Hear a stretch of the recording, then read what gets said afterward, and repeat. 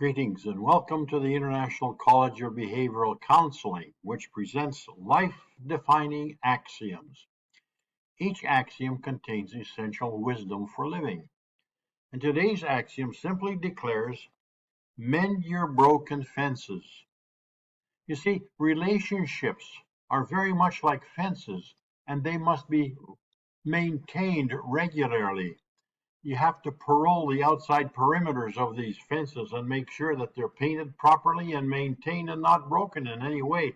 Relationships are very much like that. The majority of arguments that happen in a relationship basically are because of personal preferences or personal ideas. And then it's all of a sudden it begins to estrange people, and then it ends up with name calling perhaps, or some choice expletives. Because this only lays a foundation for estrangement, and it lays a foundation for fault calling and blaming. Try to avoid blaming and laying blame and faulting people. I may have failed, but there was no fault in my intent in failing. Failing is a verb. When you accuse me of fault, then you're attacking the noun. So basically, breaches in a relationship can very easily happen, and then a fence is broken. And the scripture tells us that once the fence is broken, once you lose a friend, he is harder to win back than a defense city. That's what the scripture says. So be careful. Value your relationships. One of these days you might need them. You must quickly mend a broken relationship, so patrol your fences regularly. Here's a person who really violated his wife with some of the things he said. And he goes on to state, if I could turn back the hands of time, I would unsay the many things that I said, and I would undo the things that I have done. But I can't turn the hands back to the past. What I've done, I've done. I can, from this day forward, start differently. Please forgive me.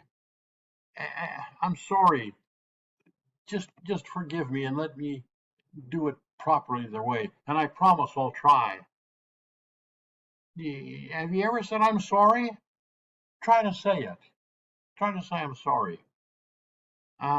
It'll go a long way to correct the wrong. And secondly, because you say I'm sorry doesn't mean that you were wrong.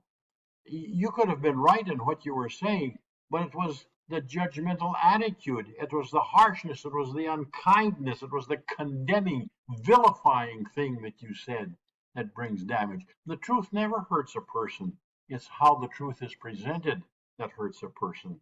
Try saying I'm sorry. Just try it. Let me hear you say I'm sorry. I'm sorry. Okay, I'll accept that. Please forgive me. Please forgive me. Okay. I want that to be more sincere than that. Here, try saying this. I was a turkey. Oh, that kind of sticks in your craw, doesn't it? It's pretty hard to acknowledge you've been a turkey and that you've really violated someone. But I'll tell you what, it takes a great man to say I'm sorry. Romans chapter 12, verses 9 and 10 says this. Your love must be without dissimulation. One text says without hypocrisy. Abhor that which is evil. Cleave to that which is good. Devote yourself to each other with mutual affection. Excel in showing mercy and respect and honor for the other person. That is paraphrased, but that's what we're to do rather than try to destroy one another. It takes a strong man to say I'm sorry, but it takes even a stronger person to forgive. Can you forgive the person who has violated you? Jesus made this statement, I tell you that whosoever is angry with his brother without cause, sometimes we can be angry because there was a genuine cause, but to be angry with a brother without cause shall be in danger of judgment. And whosoever shall say Raka to his brother shall be in danger of the council, but whoever shall say you fool shall be in danger of hellfire. Wow, what an indictment that is. Well, the word raka in the Greek is raka.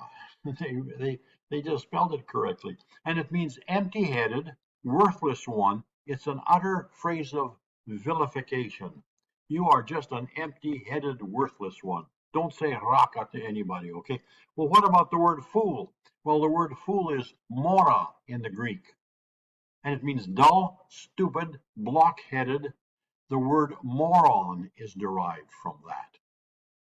The scripture says, be very careful how you use your mouth in attacking other people. In Ephesians chapter 5, verses 17 through 19 says this, don't be unwise. Understand what the Lord is saying. Don't be drunk with wine wherein is excess, but be filled with the Spirit of God.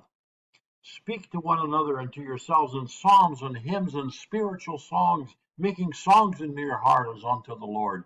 That's the import of Ephesians chapter 5, verses 17 through 19. Now that, my friend, is great psychology, and it's good theology, and furthermore, it is essential wisdom for living. Put it into practice. I'm Wilf Kent. Visit our website, icbconline.org. Until next time, farewell and keep well.